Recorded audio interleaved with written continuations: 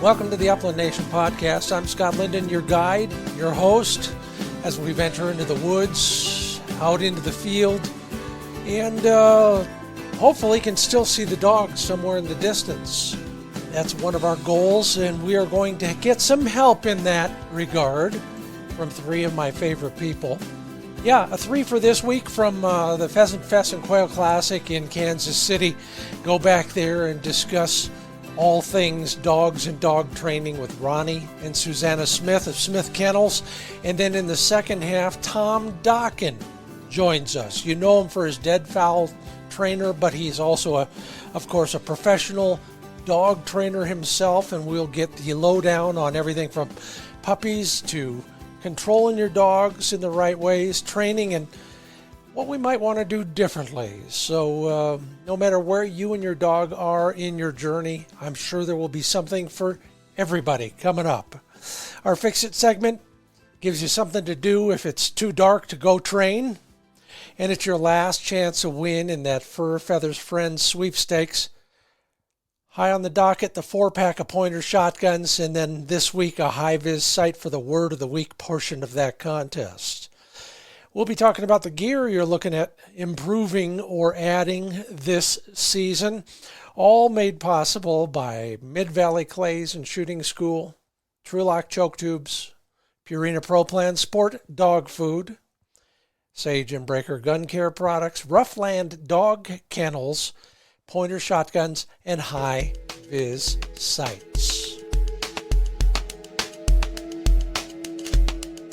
Warmer and warmer, up into the 90s a few times each week this time of year, so we're getting up early and adding more miles. And more water to go along with it. Yeah, out here in the high desert, that's critical right now. Probably as much as it is early in the season when we're up in the Chucker Hills. But that's our job, is to get more and more miles per day together. I'm giving flicking off day once in a while just to be mindful. But we're just trying to add a little bit, about 10% a week to our mileage, just to ensure that we'll be ready for those long days in the field. You are getting ready for your own days in the field. I asked you on social media on the gear side, what are you changing or improving for this season? Got some useful and helpful advice there. Austin Kelly is probably going to change his vest. The magnets in the pocket flaps, he says, messed with his GPS handheld. Ooh, that's something to look out for. I have to ask somebody about that. And then, of course, like everybody, how about some more boots? Lynn Glock is getting a new wire-haired pointing Griffon puppy, so he needs one more of everything. Lucky his wonderful family bought him a new vest for his birthday, because he won't be able to afford it after the crate, the new e-collar, the bumpers, and everything else. Mike Talbot looking for a new GPS collar for his short hair. Stuffed that into the new vest his wife surprised him with. Mike and Erica Carr, I hope it's just one of you and one new knee, and I hope it functions well enough to get you out into the field. Good luck to you. George Cummins, a new Browning Satori for you. 16 gauge. You just don't hear about it. I know that's a cliche, but it's so true. Dale Whitehurst is laying in some new choke tubes and a new pair of pants. The chaps are a little heavy, probably a little bit hot, too. And you know where to go for those choke tubes, don't you? Let me spell it out for you. TRULOCK. New pup for Brian Hansen. Good luck to both of you. New boots for Michael Augelio. James Waters is just fine, thank you. Yes, isn't that the truth? New collar. Your pup has grown out of it, Joe Rundell says. And by that you mean your Garmin TT15 Mini. Going to upgrade size-wise to a TT25. And then patterning your shotgun. Miles Burdett going to a semi-automatic. Need to kill more birds for the new dog. I'm going to write that one down. Be a good excuse, honey. Like Pat McManus said to me years ago, you know how many shotguns is enough? One more. And then James McConnell, big finish here, grand finale, new custom fitted double. Yeah, I'd be excited too. Good luck to all of you with all of those wonderful bits of not only insight and wisdom, but fun stuff. You know, Christmas does come more than once a year, doesn't it? That portion of the show is brought to you by Sage and Breaker Gun Cleaning and Care Products. There's a great new video out on how to use their modifiable bore cleaning kit, among other great videos on the site, sageandbreaker.com. This one will show you all the capabilities of what started as a great product decades ago and now is even greater. See what I mean? Go to sageandbreaker.com, sign up for the mailing list. You'll get tips every once in a while via email, and then you'll also find out about all the sales so you don't miss out next time. And HiVizSites.com is where you see what you've been missing. Yeah, the whole idea behind the light pipe system is you can acquire the target and still see your gun muzzle. Yeah, they need to work together, and the only way to do that is to effectively focus on the moving target and let your mind see the muzzle of the gun. See what I mean? Watch the video. It's all at HiVizSites.com.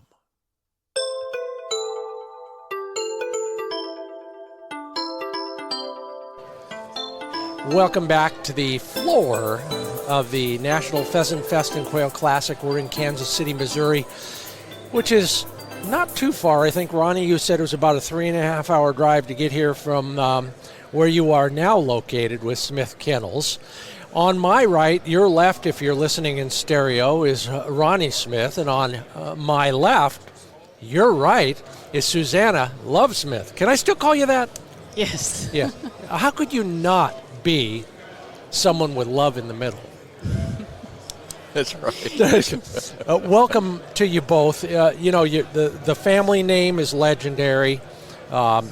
You folks have been wonderful to me over the years, talking about any number of subjects in the related world of bird hunting and bird dogs. A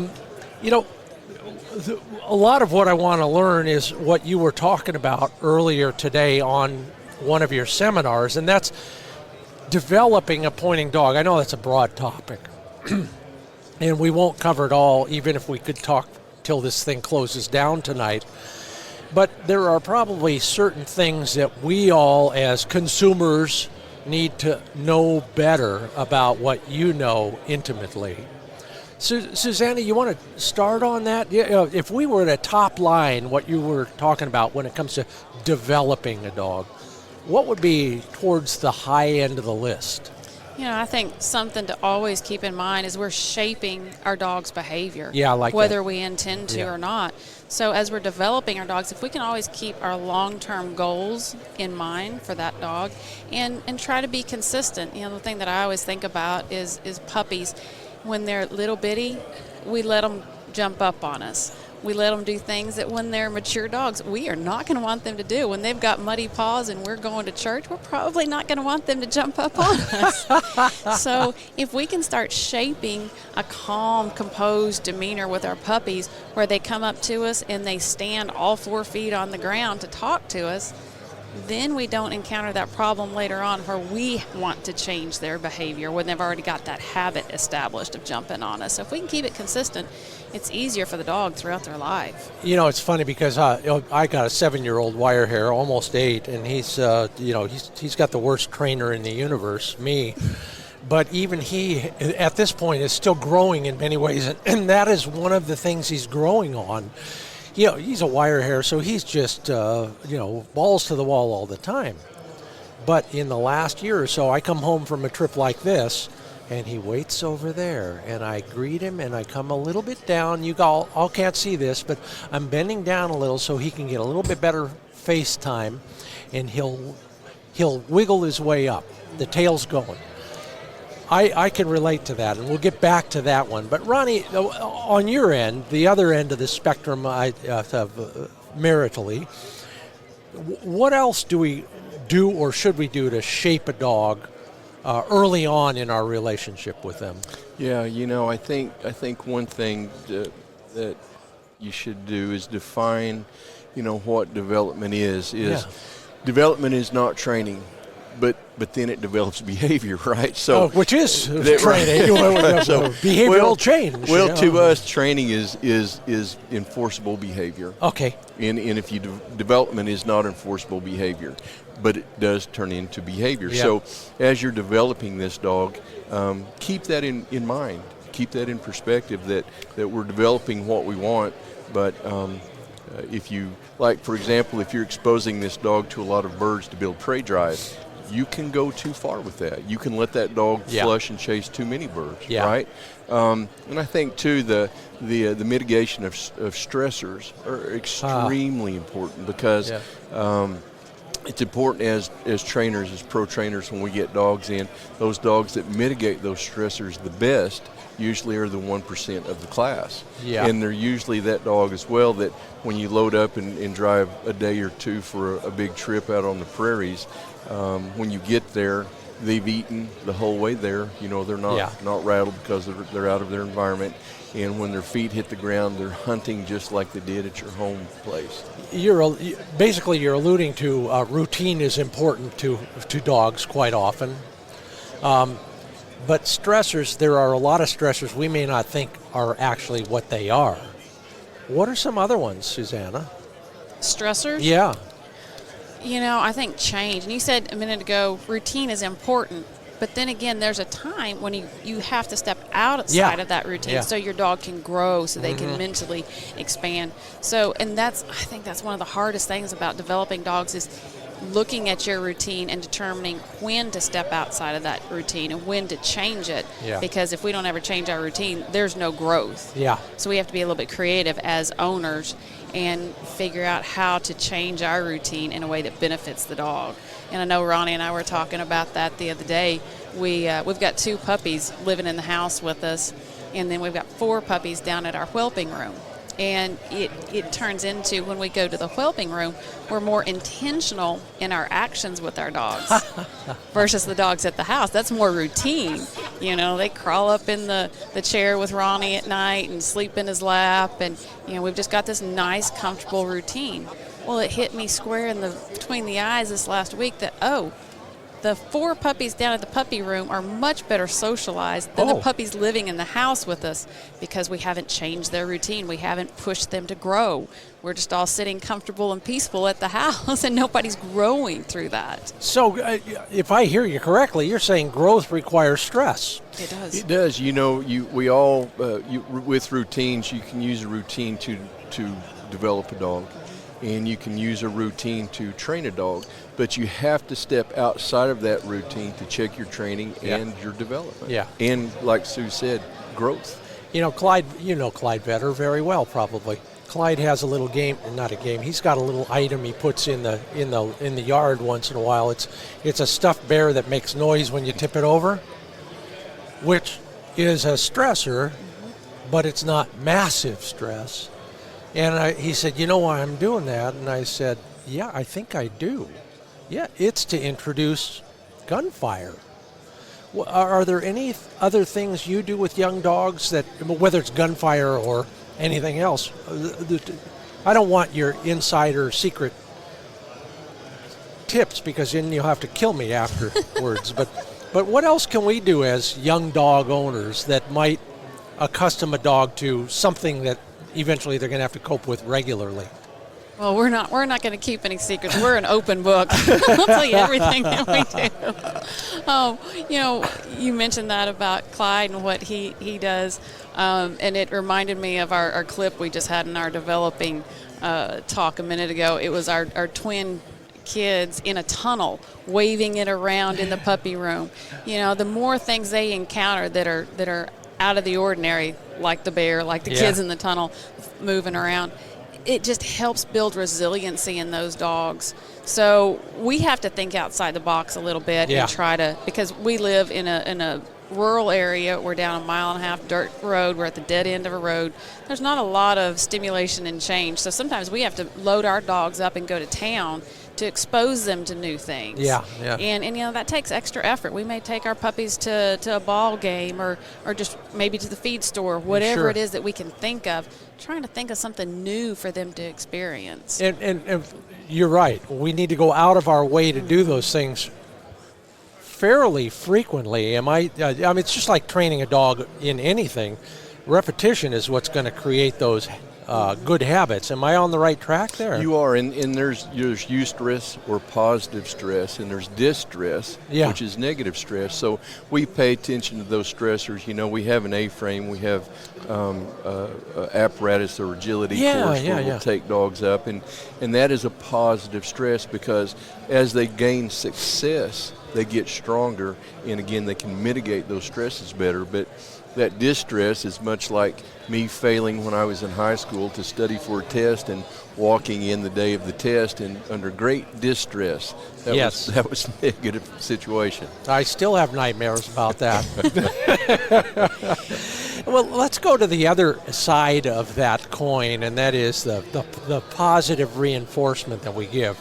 You know, I sit here and talk with a lot of people on the other end of those cords there, and they have different viewpoints about how to reinforce or praise dogs. And granted, a puppy needs a different kind than an adult dog and all of that. But we're talking about developing a dog. So the earlier on positive feedback, what are some of the things that we could do that we're probably not? Well, I think one of the things that Ronnie and I really focus on is the relationship with the animal. Yeah. That is one of the most rewarding things that we see. How we interact with our animals is the reward. We want to shape that in a positive way. Yeah, that's absolutely right. There's my next guest. You might know him.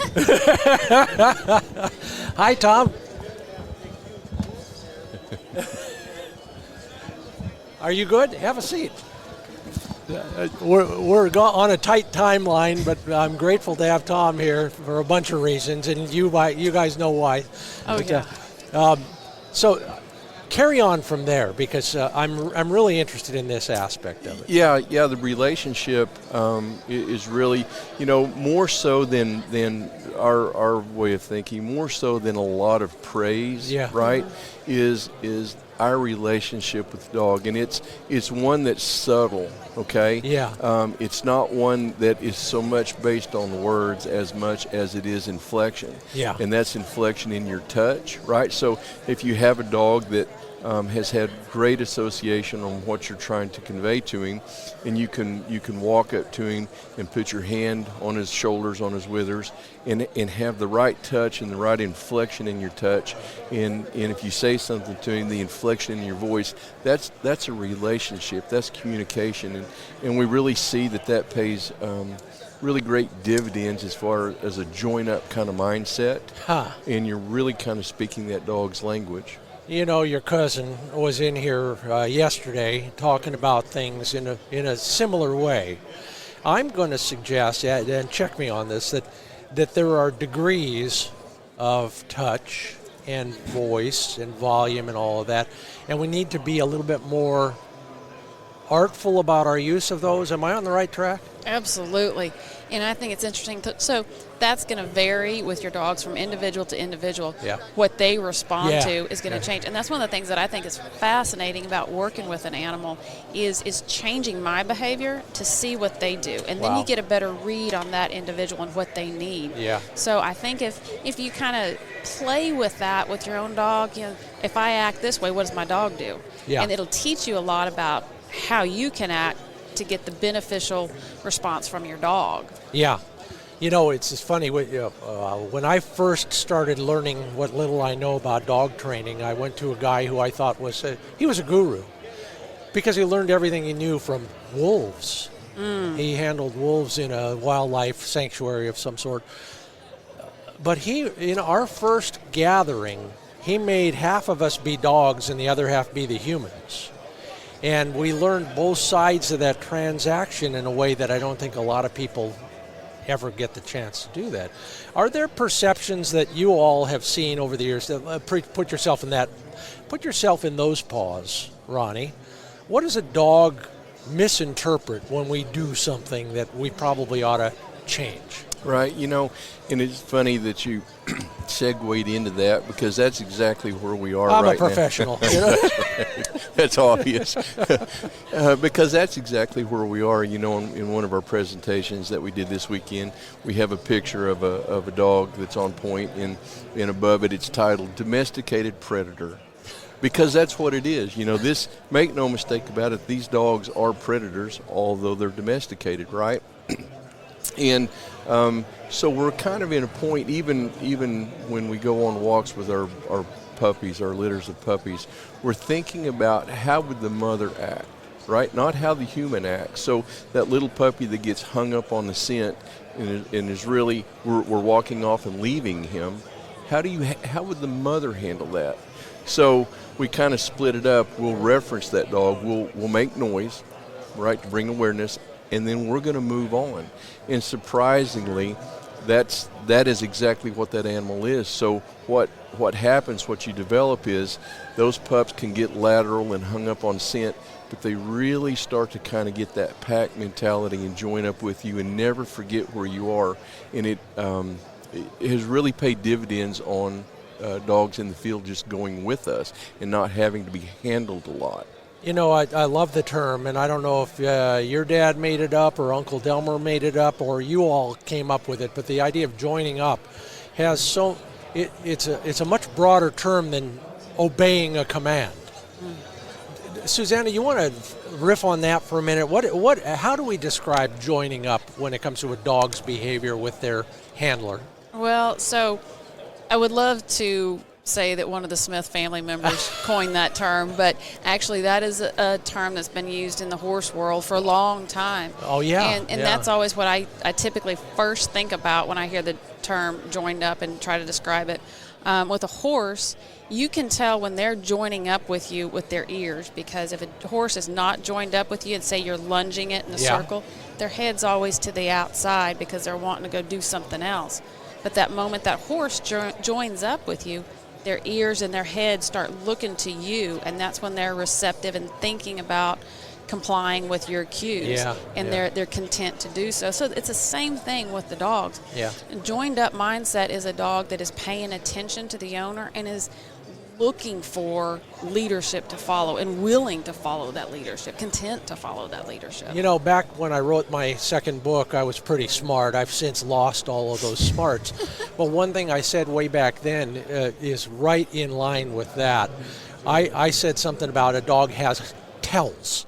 And when they're ready to take a command, they'll show you they're ready. And you just I described it as he's full tilt boogie heading across, and he looks at you. And it might be a microscopic microsecond. Are there other things like that, other signs like that, Ronnie? Yeah, there are, absolutely. There's a place that a dog is more susceptible to being handled than others in the course of a run. Tell me more. In recognizing that, because I got to write another book and I need more of this. Right, but I think basically what you want to keep in mind is that when you're with your dogs is that they don't understand English. Yeah. Right. Yeah. We can teach commands. Yeah. They don't understand English, and what we try to tell people to think like a dog. If you're trying to teach your dog something, don't teach it with a command. Right? I know, I see the look. Let me explain myself. It's all for us. Not that it won't work, but it's all for us. If we start trying to teach, let's say, whoa, and we're focused on teaching the command, whoa, then we're focused on teaching the word. We're focused on communicating with the word. Try to think about how to teach your dog to stop and stand still without saying anything. You'll get great association, and now you're talking or teaching on the dog's level, communicating on the dog's level. At some point, and I get it, and I've been there. We got a post, we got a half hitch, we got all the techniques. At some point, that dog is headed for the next county line, and we want him to slam on the brakes. The nexus is making the connection between the verbal command and what they understand. Do we overlay that at some point in the training after 9 whoa posts or 159 whoa posts? Then we start adding the word, or what happens next? So in our format, what we do is we teach the behavior first. Yeah. Whatever it is, whether it's heeling, whoa, Yeah. here, we teach the behavior first. And then once we're getting that perfect performance, then we label that perfect performance. Yeah. Oh, by the way, what we've been doing for the last 5 minutes, it's heel, or this is a here. Then we start building that association with a word, with that perfect behavior. Love it. So teach the behavior first, and it's a mechanical teaching process. At that point, we've got tools and gizmos and our hands to do that. Am I right? Yeah, that's right. Initially, we're using the mechanical cue of a rope, of a lead, or whatever it is to get a condition response, right? But we're not using the verbiage, again, to try to communicate in a different manner that is foreign to us. And once you can cue that dog with that mechanical cue, then you can name it. Yeah. Or with the remote cue of the training collar. Great. Then you can name it, because you know when you make this cue, he's going to do a function, a discipline. Yeah. And when he does, you say, this is called whatever you want to call it. Yeah. I want to, we alluded to Tom Dokken coming in next as part of this very same podcast. You're the first half, he's the second half. But before I turn you loose, real quick, think about this for a moment. Are there any major mistakes we make in dog training that you can just make us aware of? Don't solve the problem. Just tell us to be more aware of it so that we don't do it ourselves. Each of you. Susanna? I think we tend to try to teach and handle dogs like we would children, instead of changing our mindset to be more like how they see the world. So if we can start watching our dog and how they respond to things around them and figuring out how they see the world, then we can train better. Then we can handle them better. Think like a dog. Think like a dog. Act like a dog. Yeah. Yeah, I think for me, a couple of things that we see are people confuse developing a dog with training, right? So let's say that we take a dog out and we put him on game and he's been on 1 or 2 birds and we bring him into scent and we start trying to teach whoa there, right? That's, in our opinion, not the place to teach whoa. Yeah. Teach whoa away from game so that you can apply it on game and not have negative connotation. You're being very diplomatic. When we try to teach whoa on game, it's usually whoa, whoa, whoa, whoa, whoa, whoa! Gosh dang it. I agree 100%. It wasn't more than about 4 weeks ago when I saw that last iteration of that. Words to live by, a little bit loud there. I apologize to both of you. Ronnie, Susanna, Smith Kennels, if we want to learn more about what you're doing, that's where we go, isn't it? SmithKennels.com. We've Right got a on. website, yeah. Always great to talk with you. Thank you so much for being a part of the Upland Nation podcast. Thank you for letting us join. Yes. Well, that was fun. It always is. I learn something every time I talk with Ronnie and Susanna. But we've got more. Yeah, in the second half, Tom Dokken joins me at Pheasant Fest. We'll have that fix-it segment, whether it's too hot or too dark. I got a way to keep your dog's boredom at bay. And your last chance to win that 4-pack of Pointer Shotguns. All coming up on the Upland Nation podcast, brought to you by Pointer Shotguns. Yeah, the second edition of this year's hard copy catalog is now available. There's something to be said for holding it in your hands, smelling that paper and ink, and then finding exactly the shotgun you're looking for. Go to pointershotguns.com, upper left-hand corner of the web page, order the catalog. Once you get that thing, start poking around, learning all the specs on that new side-by-side. Side-by-side, they're not new. They're here for a year. But for the new semi-automatic FD12, among others. Yeah, they've got them all right there. And then when you're ready to buy, go to Bass Pro, Sportsman's Warehouse, Cabela's, Turner's Outdoorsman, or your favorite Pointer Shotguns dealer. Okay, I was going fishing, and I had to negotiate my way in the back of the truck through all of my hunting stuff, which is still there. but I was reminded that only RuffLand Kennels has all the gear you need to create your own ultimate travel system for you and your dog. Everything from a safe, affordable, customizable crate to food storage, food dispensing, water storage, water dispensing, storage for yourself, dog bowls, water trays that will also hold gear and all stack on top of a crate. Storage trays that will do the same thing.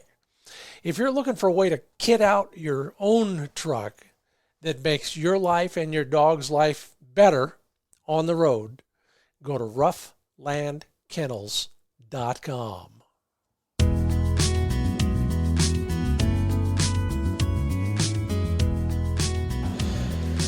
Yeah, as I alluded to in the first half of this podcast, my guest now, though I can't, so hold it, puppy break time.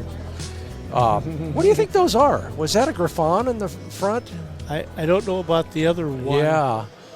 Anyway, if anybody would know, he would. Tom Dokken is with me. You know the Dokken Deadfowl Retriever. Among other things, Tom's also, of course, a world-class trainer of principally retrieving dogs, but upland flushing dogs as well, Tom. Yeah, and for the record, we're still here at the National Pheasant Fest and Quail Classic, winding down here on a Sunday afternoon. Grateful to have Tom with me. Tom, welcome to the Upland Nation podcast. Give me the top line for you. We talked about it off mic. What is it about this event that is so cool that everybody should know about? Well, I just think that it's really concentrating on, and I'm just going to say, 3 types of birds: pheasants, quail, and rough grouse. I mean, it's kind of, or grouse. So you're drawing people in that have a common interest in what the next guy's doing, or the next gal. Nowadays. So, and it's focused really tight on that group, and these people are passionate about it. They're just passionate about their dogs. How many dogs have you seen while we're here? I mean, it's constant dogs going by. So, and the fact that they move this venue around, they let everybody have a sample. Yes. And then they're wanting more, so then coming back into town and doing it again. So it's the people, it's the dogs, and environment. Yeah, and you use the term, and I overused the term passion, but it's on display right here. It's palpable in the air. Everybody here has something in common with you. Mm-hmm. And I've joked about it before. You know, that guy may not know you, but he knows your dog's breeder. Sure. That's and we're all second cousins. So to speak, we Just don't get married. Yeah. Well, we could talk about that all day. It's a giant bird camp. But let's talk about, you're here, among other things, you're representing Purina Pro Plan, but you're also bestowing your wisdom on all of us schlubs who need more help working with dogs. What's the gist of your presentation today? Well, it'll change based on the venue, but really it's about having control. And, if you're a pheasant hunter, let's say you got a flushing dog. We'll just say that to begin with. By the way, half of my listeners do. Yeah. And our customer base as well. If that dog is out of control, and we've all been there at one point in our life, is now you got a dog out there 200-300 yards flushing birds up, and you're not going to get that reward for that dog. Now, if you have a pointing dog, they can work at those long ranges as long as they'll hold and keep that point till you can get up to them. So more than anything else, it's how do we control this situation? Yes. And so I'm leading up, how do we start? How do we get to the point where we have 100% control? And nowadays, 100% control for really this game that we're doing is going to be remote collar related. Yeah. Because back in the day, the dog wasn't listening. It's like, oh boy, I got to run out there and give him some discipline. But it was actually wrong because you're actually pushing the dog further away from you. Because he knows he's going to get, back in the day, he's going to get discipline. So you're pushing him away. Whereas, now with the remote collar, that it's second nature now. is that it gets that dog to the point where they want to be closer, Yeah. a little closer. And then now, the features having tone and vibrate Yeah. and intensity levels. Really the biggest thing that changed in that area was having intensity level, changes on the collar. Oh, I remember the days when if you were lucky, you could find a collar and it had one level, and it was piping hot.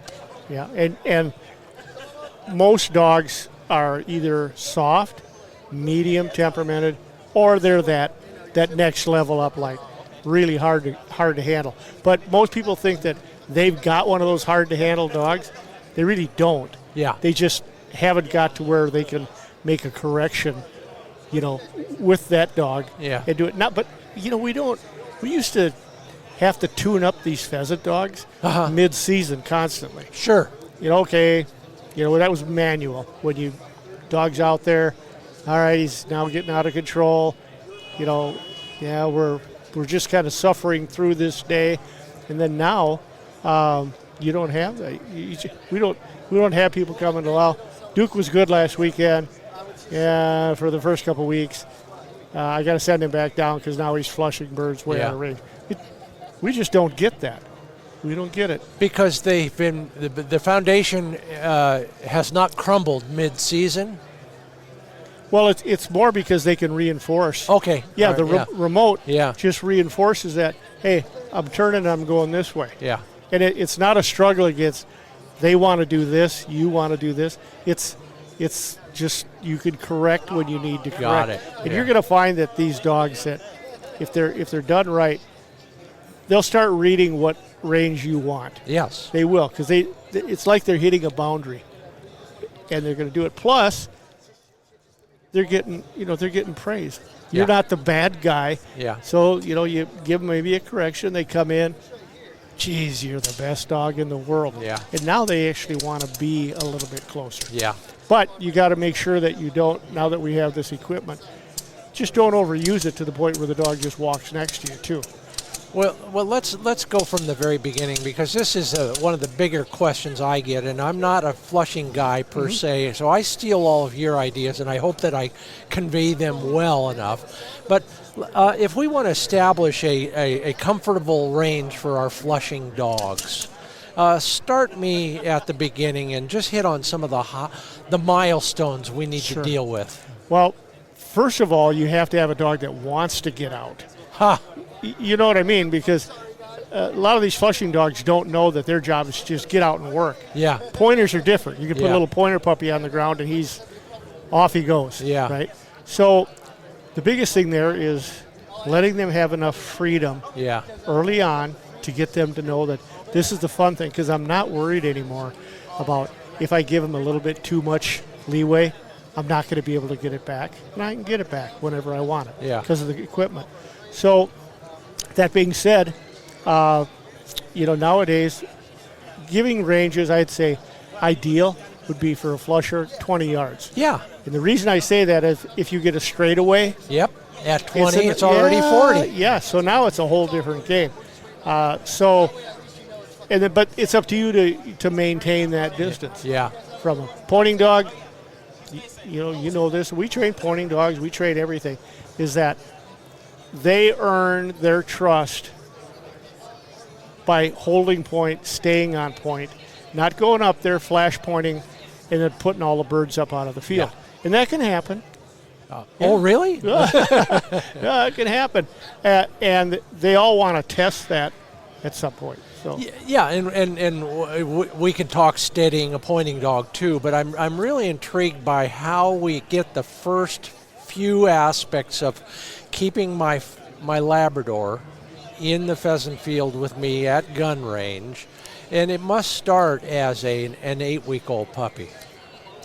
Oh yeah, training has changed. Yeah. So much over the years. Yeah. We're doing things like treat training, and I'm not a treat trainer by trade, but what are you going to do with a 7-week-old puppy to about, let's say, 10 to 12 weeks?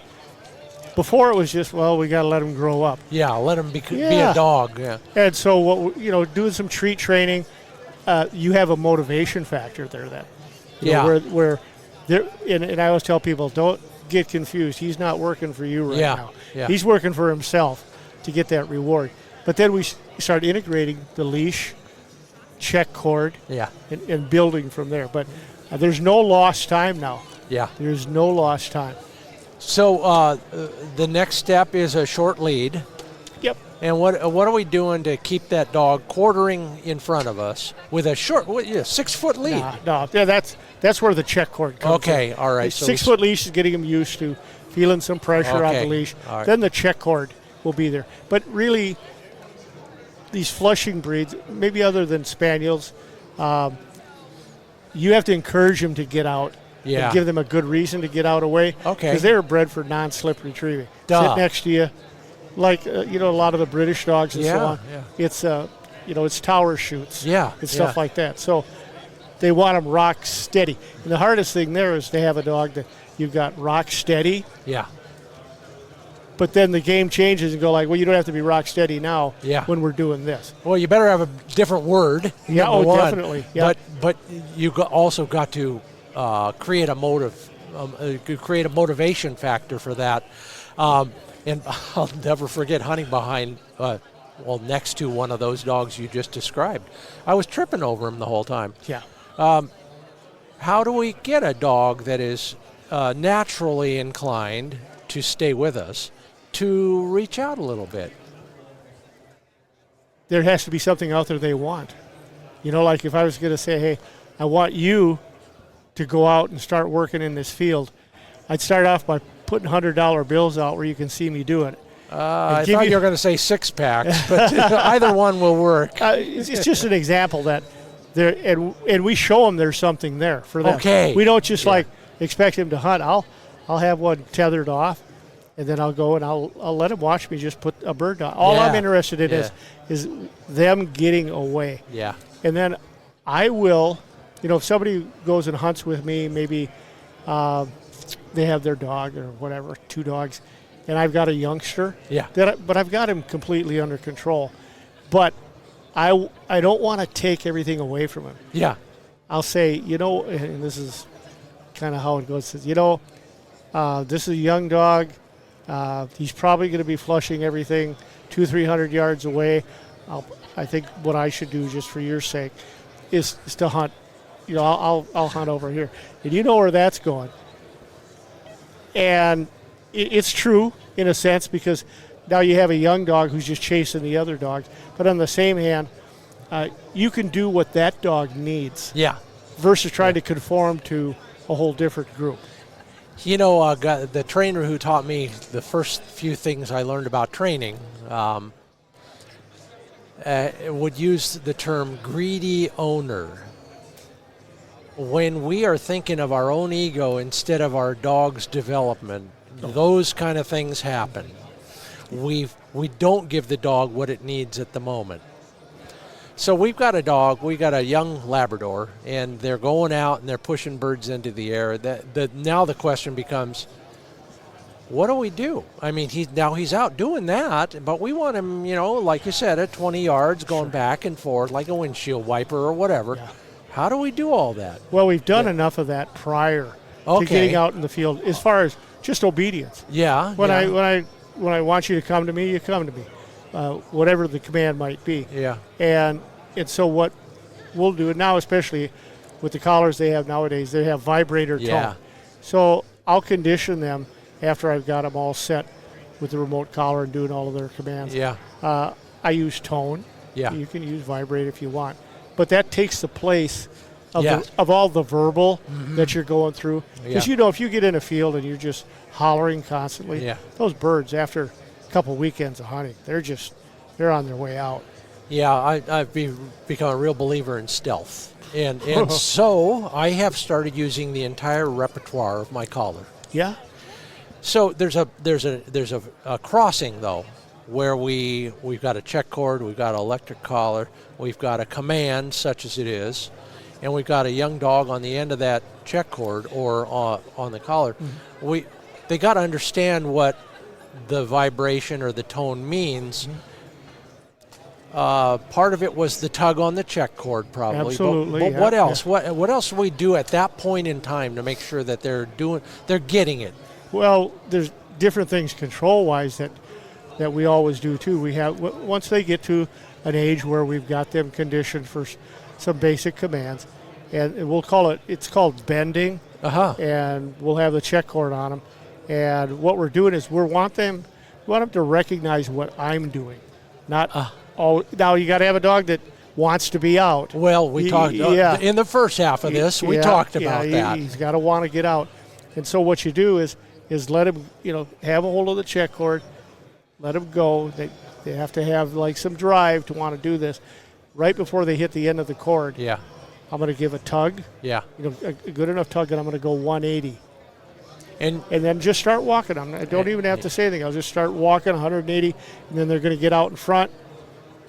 Tug, 180. Yeah. Tug, 180. Yeah. So now what they're doing is they're finding that there's a range. Yeah. Where this tug might come. Then you just start adding in. It would be separate. I'd start adding in the whether it's beeper. Yeah. For tone or vibrate, and you add those in. So now that becomes your turn. And you've got a repertoire of 3 different ways to convey that. 100%. So what you're telling me is your dog needs to want to, as our previous friends and guests said, go with you or join up. Almost a combination of a visual and that little reminder on the collar tug. And all you're doing is prepping to the point where, and this is done in the yard now. Yeah. This is yard. This isn't you're out, and you're trying to hunt and you're trying to do this at the same time, teaching at the same time. Do it in the yard. But by doing this, you're going to get to kind of understand how much correction will this dog need in order to want to avoid that tug. And pretty soon they'll kind of, and then they just know to turn. But they're paying attention to where you're going. That's why it's a 180. How long is the cord? 30 to 50. Okay. Yeah. All right. Yeah. Young puppies, quarter-inch cord. Adults, they can take a standard check cord. But if you put a heavy check cord on a puppy, you're just stalling him. There's no drive left. Yeah, you're taking it out. Yeah. Well, those are all really useful bits. And of course, all of that takes a long time. We're not talking about a dozen repetitions, are we? Not at all. Good. I mean, I think that's the one thing. Yeah. Everything that we do is kind of exemplified. This isn't an overnight deal. Yeah. No matter what it is. Take your time and patience. Your dog's not out there to make you mad. And 99% of the time, it's the handler. That's making the mistakes. It takes years and enough dogs under your belt to where you can read the dog, understand what that dog needs based on past experiences you have. Yeah. And most people who have 1 or 2 dogs, they don't get the chance for all of that rep. That's one reason to join a club and be around other dogs. Hey, bring that one over here. I got to get a fix of that. Good dog. They don't get any cuter. What, a little than that, tiny brown, 7 weeks old, maybe? Yeah, about. And what's the breed? He's a mini Dachshund, a mini Dachshund. Oh, my God. Yeah. The fluffiest mini Dachshund I've ever met. Train him to be a bird dog. Yeah, all right. Absolutely. Thank you. Yeah. Neat. Switch gears, Tom Dokken, because the other question I get over and over, and I just wrote an article for somebody on hints and hacks. If your dog is not retrieving and it's the middle of the season, in the middle of a hunt, and you don't want to be any more embarrassed in front of your hunting buddies. So I think I got all the cheating versions of this figured out, unless you have another one to share with me. But just lay a foundation for a decent retrieve. What are the fundamental aspects that we need to keep in mind so that the dog brings the dang thing back to us? Yeah, we try to establish as much natural retrieve when they're really young and don't overdo that. Yeah. Like anything else, you're developing a habit, but what happens when you get off the rails? Yeah. Now the dog maybe starts getting hard mouth or just goes and comes halfway back. And this is something that maybe more on the professional level side and the really, really serious Yeah. amateur. It's called force fetching, but it's teaching them that I have a command now that says you have to pick this up. First we get it where you want to pick this up, then we gradually get you have to pick it up. Yeah. You have to hold it, deliver to hand, and you have to drop is another command or leave it. Yeah. Like I'm not playing tug of war with you. Yeah. It's my bird. And that takes time though. Yeah. And I would say if somebody's going to do it on an amateur level, hook up with a Yeah. pro. Yeah. I mean, if you were going to go take golf lessons, you'd go to a professional who's done it. They'll just save you a ton of time. There's two schools of thought from people who have been there and done that. One is it's the most incredible way to. I'm doing it myself with my dog. Mm-hmm. It's the most incredible way to create an indelible bond with my dog. I can't grok that. I just don't understand how that works. Or the other advice is let a pro do it. Stay the heck away from the whole process, like snake breaking. Sure. Deliver me that dog back without me having to provide the pain and stimuli that it needs. That's changed a lot. Tell me more. It used to be, techniques have changed so much and understanding, what corrections a dog needs and how to teach. I think the biggest thing back in the day, there was no teaching. Yeah. It was just like, all right, saddle up. We're doing this right now. Yeah. So now, the teaching phase, takes place early on. And I'll get a young puppy used to me just messing with his ears. Yeah. All of those different Yeah. things, so they're used to it. But it's knowing what to do, when to do it, when's my next step. Yeah. The biggest thing is most people want to go from A to Yes. M. Yes. And it's A, B, C, D. And when you make those big jumps, you're in for like, ooh, I don't know what's going on here. Things are unraveling on me. Yeah. And it's basically because they don't have the small steps. And that goes through every command that we do. Yeah. Small Yeah. steps, little steps. It takes the pressure off the handler too, because you can always go one step back. Yes. You know what I mean? Yeah. I'm working on this step. I'm going to go back and review this step. Or if Yeah. things are going wrong, you've got somewhere to go. Yeah. Yeah. Let's go to the culmination of all of that, because I just got a few emails on this. Help! He comes 4 feet. He comes to within 4 feet of me, and either turns around and runs away with the bird in his mouth, or drops a bird and starts hunting again. How do we close that gap? There's two folds there, because you got recall that means if I call you, you need to get to me. Yeah. I'm not going to chase you. Yeah. And don't settle for less. Yeah, I mean, Yeah. that's pretty easy to understand for most people. You got to get to me. Yeah. And then we keep going back to this. When we're doing seminars, we'll always get these retrieving questions, and you can look down the panel, and everybody's need to be force fetched. Yeah. Yeah. And it's not because you don't have a good enough dog, but at some point in time, they're going to do something retrieve-wise that you can either nip it right there, or it's going to just escalate on you, or you're going to give up. Uh-huh. You're just going to settle for that. Yeah, this is all I'm going to get, and then you settle for them dropping a retrieve Yeah. 3 feet from you. Then it's 10 feet. Then it's 20 yards. Yeah, and the wing clip bird is running away.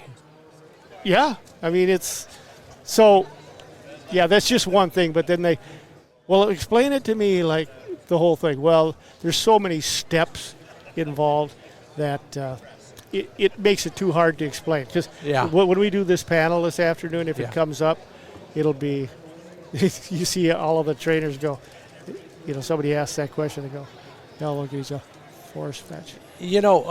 Tom, you're in the Labrador world to a great degree, and everybody thinks every Labrador is just a born retriever, and that's probably truer, but as we've just discussed, it's a matter of degree.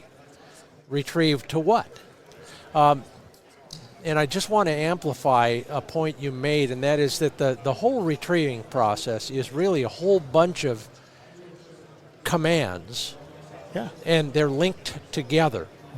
And when to link them together. Well, and I'm getting to that. Yeah. When I was a professional musician and we needed to practice a really hard tune, we'd start at the end and learn a chunk and then add the next part, and then we do it backwards. Sure. So that when you were finally to the beginning, it was a downhill run the whole way. Good idea. Would that make any sense to a pro like you? Well, starting at you got to kind of decide I'm going to the back end. Yeah. The back end would be fun little tosses, Yeah. and get them to naturally do what you can. Also on those young dogs that you're getting them used to just doing fun retrieves. Yeah. Check cord, we'll always have a check cord on them. Yeah. Just so if we need to guide them, I said guide them Yeah. back to us, that's one thing. But throw a retrieve out, turn your back and start walking away from them. Yeah. And then they want to follow you because they think you're going somewhere. This is not the cure-all for anything. No, but they're all on that list in the article. Yeah. You turn your back and walk away. If you face them, if you're facing them, even if you're backing up, a lot of times they'll, I got some time out here. By walking away, that young dog especially, they're insecure enough, they don't want to be left behind. And it'll finesse them into coming back. That'll last for a while. Uh-huh. Yeah. But it's one more brick in the foundation. Absolutely. Yeah. Yeah. One thing I love to ask pro trainers, because you guys have figured this all out the hard way and settled on the right things. And we'll conclude with this. Of all of the forms of praise or positive reinforcement that you use, what is one that we may not use that would be of value to us as amateur dog trainers? Use the positive Yeah? when something has been done right. Yeah. Don't just sit. Good dog. Sit. And if they just keep hearing whatever your praise is, it doesn't mean anything after a while because they get praised for everything. So time that if you're having a little breakthrough. Yeah. Good dog. Good. Yeah. And get animated. Oh, yeah. Yeah, don't be stiff. Be animated because you're telling them when they're wrong. Yeah. Mostly. They need to know when they're right. Yeah. And then they'll want to work to what it is right. Great. Yeah. Tom Dokken, deadfowl retriever. Tom, if we want to learn more about you and your operation, what's the website address? Go to dokkens.com, and that'll get you either to our training facility or get you to the website where it's got our product line on it. DOKKENS.com. Yeah. Always great to see you. You too. In my book, we should have this Pheasant Fest about 4 times a year so we can stay caught up instead of jamming it all into one day. They'd probably draw just as well having 4 times a year. Yeah. Thanks so much for being part of the Upland Nation podcast. My pleasure.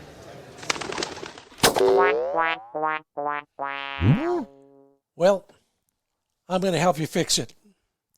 You may not have thought about it as a problem, but it is. And by it, I mean a bored dog. At our house, it's that kind of guilty look as he saunters slowly into the living room, tail down, but still moving a little bit. He'll give you the side eye, but he won't look directly at you because he's got one of my socks in his mouth. He's just bored. He's just looking for something to do, and we can help him. Whether it's too hot outside, too cold, it's too dark, we can still challenge our dogs, give them a little bit of mental stimulation. Here's one thing I do once in a while. I'll woe him in the kitchen, head towards the back of the house where I'll hide one of his retrieving bumpers. And it's got enough scent on it to where he can find it, and that's the whole idea. Because I leave the lights off way back there to help him use his nose instead of his eyes, I'll send him from the kitchen on a dead bird search.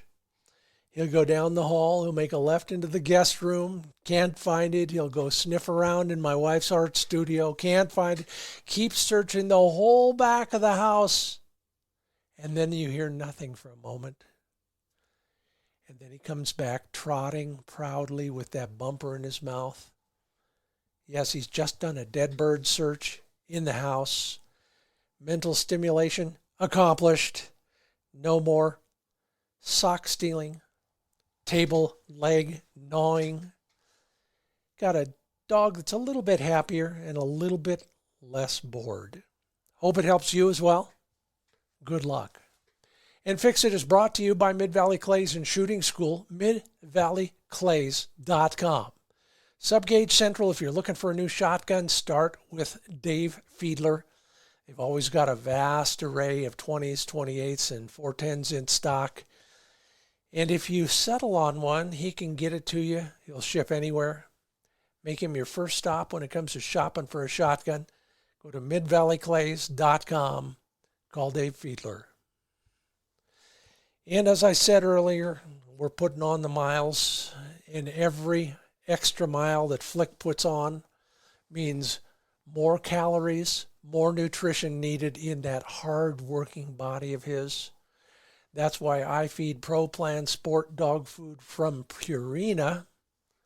You want to learn about the science behind the nutrition, go to ProPlansport.com.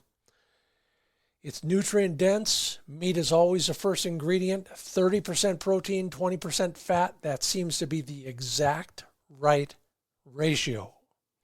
Don't take my word for it. Go to ProPlansport.com.